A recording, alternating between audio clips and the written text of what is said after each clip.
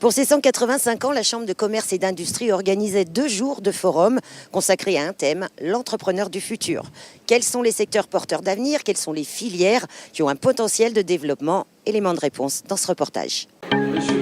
185 ans et 26 présidents plus tard, retour dans le salon de la mairie de Saint-Denis pour la cérémonie officielle d'ouverture de cet anniversaire. C'est là, en 1831, que fut scellée la création de la Chambre de commerce et d'industrie de La Réunion.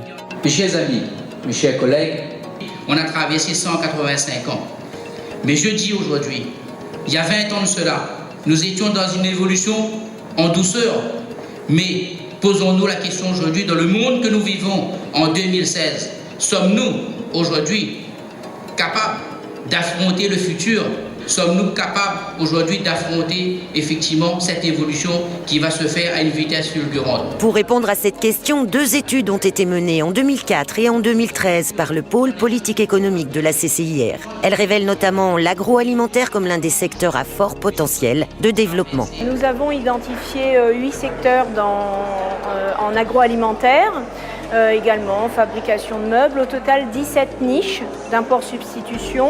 Alors c'est très varié, ça peut être les légumes surgelés, le saucisson de montagne, les dentifrices plantes à parfum. Et puis également vous avez les meubles pour collectivité, savon solide, également sucreries sans cacao et puis également les produits ménagers. Il y a 4 conférences, il y a correspondant de sécurité en salle D. Pour aider les entrepreneurs, 24 ateliers étaient proposés sur 2 jours de forum. De nombreux chefs d'entreprise y participaient, chacun à la recherche d'informations précises sur son secteur. Je suis fabricant local de chauffe-eau solaire, une entreprise qui s'appelle DAC Industrie. Ce que je viens chercher au forum, il y a eu 2 participations. Une première sur tout ce qui est environnement douanier à l'import et à l'export, parce qu'on commence à faire un petit peu d'export. Et la deuxième partie, c'est en fait tout ce qui a trait à l'éco-construction, parce que dans le cadre du chauffe-eau solaire, on est dans le cadre de l'éco-construction, et d'avoir un peu plus de renseignements par rapport à ces différents sujets. Mon activité à la base, c'est de l'informatique, vente, commerce informatique. En 2008, avec la crise, j'ai arrêté. Et j'étais obligé de fermer le magasin et trouver un débouché. Et le débouché, maintenant, c'est la collecte des cartouches d'encre usagées. Alors les freins actuellement, ici, c'est beaucoup le stockage, les locaux. On a beaucoup de mal à trouver des locaux qui soient adaptés.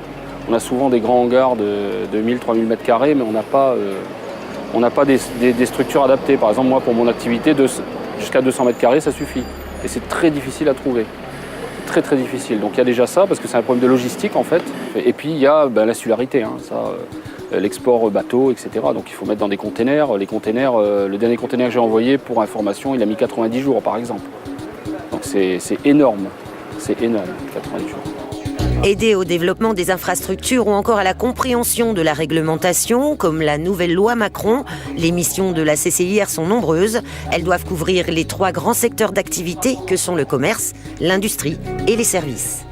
Nous sommes à la disposition des porteurs de projets, des chefs d'entreprise, pour effectivement les orienter sur les dispositifs existants, compléter les approches qu'ils peuvent avoir, soit des approches en tant qu'approche marché, approche commerciale, approche clientèle. Également, on a tout un tas d'outils de benchmark sur effectivement comment positionner un produit et améliorer effectivement son positionnement par rapport à des expériences déjà réalisées, alors pas forcément à La Réunion, mais qui ont fait leurs preuves et qui réussissent. Donc c'est vraiment plus une question de stratégie du projet sur lequel nous, on se propose d'accompagner les chefs d'entreprise et les porteurs de projets. L'avenir économique des entreprises passe aussi par l'innovation et les nouvelles technologies, un domaine que toute une génération ne maîtrise pas et qui devient indispensable. Notre rôle aujourd'hui, c'est de nous adapter à cette évolution et surtout que nous avons un rôle très important, c'est former effectivement le chef de notre entreprise à passer ce cap effectivement du futur. Nous venons de signer effectivement 2 partenariats.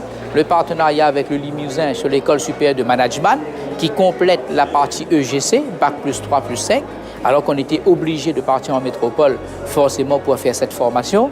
Et après, il y a l'école supérieure numérique et informatique qui montre aujourd'hui que nous nous préparons justement à former nos jeunes, à former effectivement cette population renouvelable, à passer effectivement dans le futur. Un futur sur lequel la CCIR veut porter un regard positif en s'appuyant sur une enquête d'opinion menée par l'IEDOM auprès d'un panel de chefs d'entreprise, enquête selon laquelle l'année 2015 fait apparaître une légère embellie économique.